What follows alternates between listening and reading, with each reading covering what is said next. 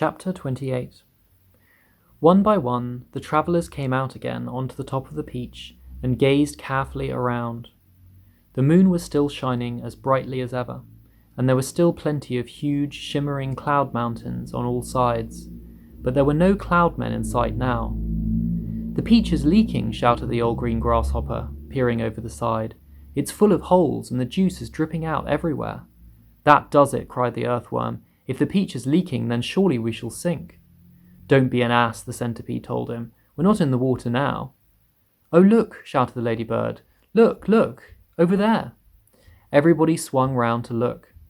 In the distance and directly ahead of them, they now saw a most extraordinary sight. It was a kind of arch, a colossal, curvy-shaped thing that reached high up into the sky and came down again at both ends. The ends were resting on a huge flat cloud that was as big as a desert. "Now what in the world is that?" asked James. "It's a bridge. It's an enormous hoop cut in half. It's a giant horseshoe standing upside down." "Stop me if I'm wrong," murmured the centipede, going white in the face, "but might those not be cloudmen climbing up all over it?" There was a dreadful silence. The peach floated closer and closer. "They are cloudmen. There are hundreds of them. Thousands. Millions." "I don't want to hear about it," shrieked the poor blind earthworm. "I'd rather be on the end of a fish hook and used as bait than come up against those terrible creatures again." "I'd rather be fried alive and eaten by a Mexican," wailed the old green grasshopper. "Please keep quiet," whispered James. "It's our only hope." They crouched very still on top of the peach, staring at the cloudmen. The whole surface of the cloud was literally swarming with them, and there were hundreds more up above, climbing about on that enormous, monstrous, crazy arch. "But what is that thing?" whispered the ladybird. "And what are they doing to it?" "I don't care what they're doing to it," the centipede said, scuttling over to the tunnel entrance. "I'm not staying up here. Goodbye."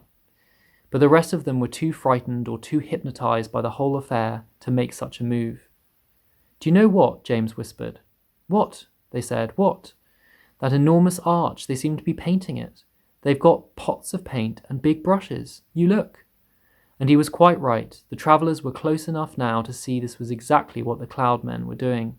They all had huge brushes in their hands, and they were splashing the paint onto the great curvy arch in a frenzy of speed. So fast, in fact, that in a few minutes the whole of the arch became covered with the most glorious colours: reds, blues, greens, yellows, and purples. "It's a rainbow," everyone said at once. "They're making a rainbow." "Oh, isn't it beautiful? Just look at those colours." "Centipede," they shouted, "you must come up and see this." They were so enthralled by the beauty and brilliance of the rainbow that they forgot to keep their voices low any longer.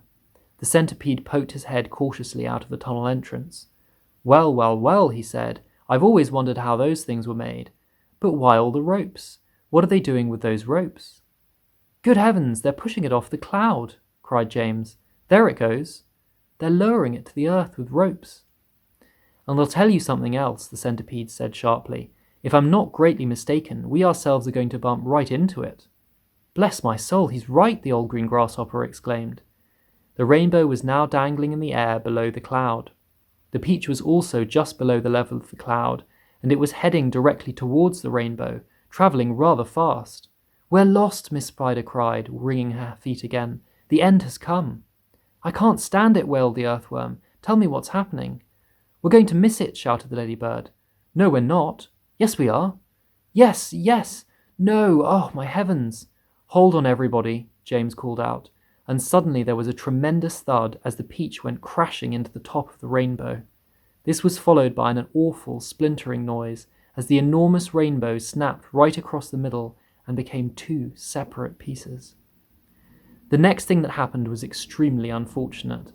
The ropes that the cloudmen had been using for lowering the rainbow got tangled up with the silk strings that went up from the peach to the seagulls. The peach was trapped. Panic and pandemonium broke out among the travellers, and James Henry Trotter, glancing up quickly, saw the faces of 1,000 furious cloudmen peering down at him over the edge of the cloud. The faces had almost no shape at all because of the long white hairs that covered them. There were no noses, no mouths, no ears, no chins. Only the eyes were visible in each face, two small black eyes glinting malevolently through the hairs. Then came the most frightening thing of all. One cloud man, a huge hairy creature who must have been 14 feet tall at least, suddenly stood up and made a tremendous leap off the side of the cloud, trying to get to one of the silk strings above the peach.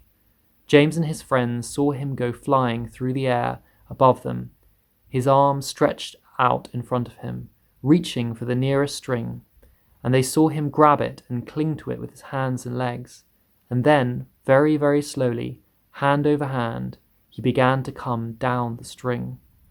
"Mercy! Help! Save us!" cried the ladybird. "He's coming to eat us!" wailed the old green grasshopper. "Jump overboard!" "Then eat the earthworm first!" shouted the centipede. "It's no good eating me, I'm full of bones like a kipper." "Centipede," yelled James, "quickly! Bite through that string, the one he's coming down on." The centipede rushed over to the stem of the peach and took the silk string in his teeth and bit through it with one snap of his jaws. Immediately, far above them, a single seagull was seen to come away from the rest of the flock and go flying off with a long string trailing from its neck. And clinging desperately to the end of the string, shouting and cursing with fury, was the huge, hairy cloud man. Up and up he went, swinging across the moonlit sky, and James Henry Trotter, watching him with delight, said, "My goodness, he must weigh almost nothing at all for one seagull to be able to pull him up like that. He must be all hair and air." The rest of the cloudmen were so flabbergasted at seeing one of their company carried away in this manner that they let go of the ropes they were holding, and then, of course, down went the rainbow, both halves of it together, tumbling towards the earth below. This freed the peach, which at once began sailing away from that terrible cloud. But the travellers weren't in the clear yet. The infuriated cloudmen jumped up and ran after them along the cloud, pelting them mercilessly with all sorts of hard and horrible objects: empty paint buckets, paintbrushes, step ladders, stools, saucepans, frying pans, rotten eggs, dead rats, bottles of hair oil. Anything those brutes could lay their hands on came raining down upon the peach. One cloudman, taking very careful aim, tipped a gallon of thick purple paint over the edge of the cloud right onto the centipede himself. The centipede screamed with anger. "My legs," he cried, "they're all sticking together. I can't walk. And my eyelids won't open. I can't see. And my boots are ruined." But for the moment, everyone was far too busy dodging the things that the cloudmen were throwing to pay any attention to the centipede. "The paint is drying," he moaned.